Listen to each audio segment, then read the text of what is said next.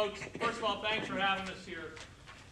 I will tell you that Rick and I do a lot of Civil War surgery and medicine, and we like this story because it kind of takes us a little bit into battlefield guiding. We said when we started we never do Civil War surgery and anesthesia. We're now booked into 2024. I will tell you, Rick, I don't know, this group's a little bit intimidating to me. I know. They seem to know more than the average bear, but that allows us to go into the weeds.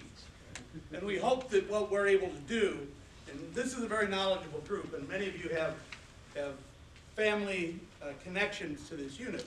We hope we teach you some things maybe you didn't know. Fran and I know a lot about the Battle of Gettysburg, but we learned as much putting this thing together.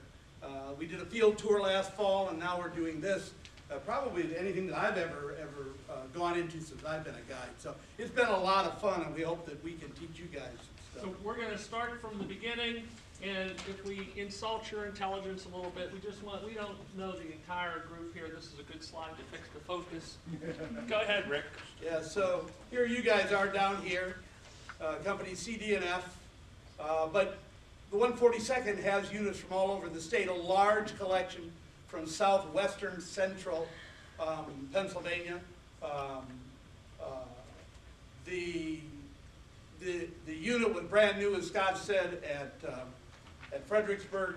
They're commanded by somebody we're going to talk a good bit about here, Colonel Robert Cummins.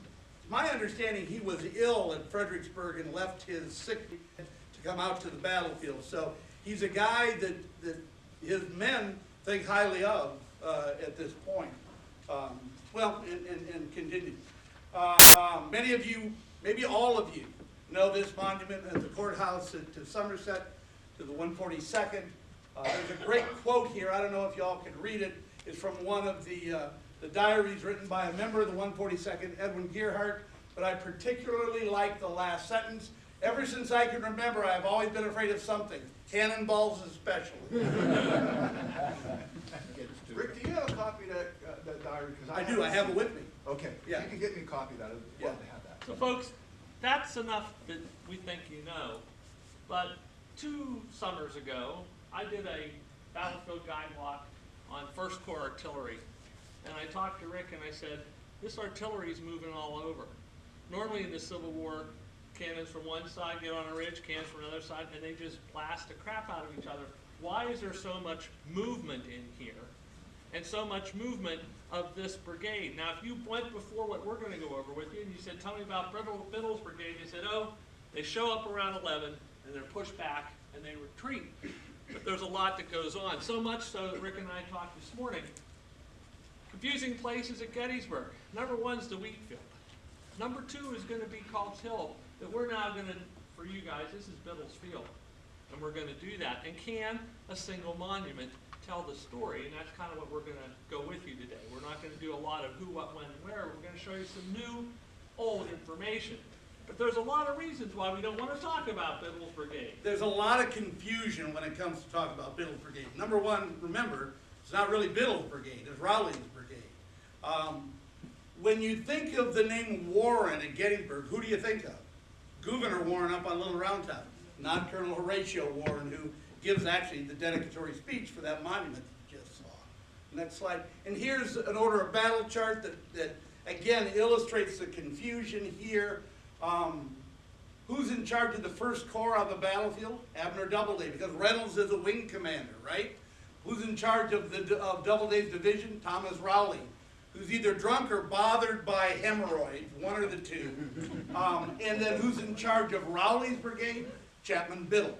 So we've got lots of names, lots of confusion, and it only gets worse. Right. Now, Wayne Motts taught us this. For those of you new, a cloudy day brings rain continually is how the Army's organized.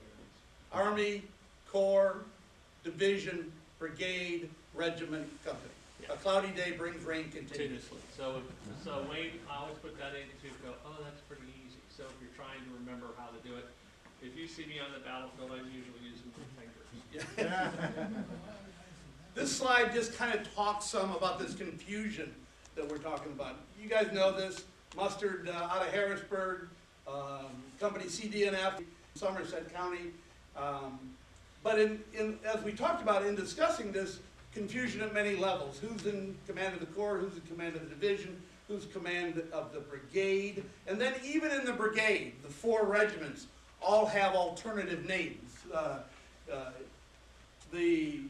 The confusion continues in the Biddle family because Chapman Biddle's in charge of the brigade, but his cousin Alexander Biddle, who's a major, is in charge of the 121st PA. The 80th New York is also the 20th New York Militia. The 151st is the Schoolers Regiment, and you guys are the Frosty Sons of Thunder. So, you know, it's like Pat said when he's going to talk about Petersburg. Every battlefield has 9 different names. Every unit has 2 different names. And I'm assuming you guys all know how you got the Frosty Sons of Thunder, right? They may not, go ahead, tell us. Abigail Van Buren is, Marguerite. yeah, she's redoing the White House.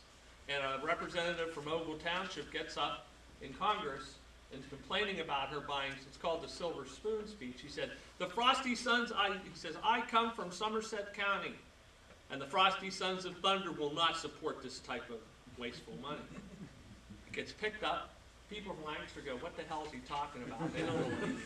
Next time his son comes up, and his son says the same thing with the bank law.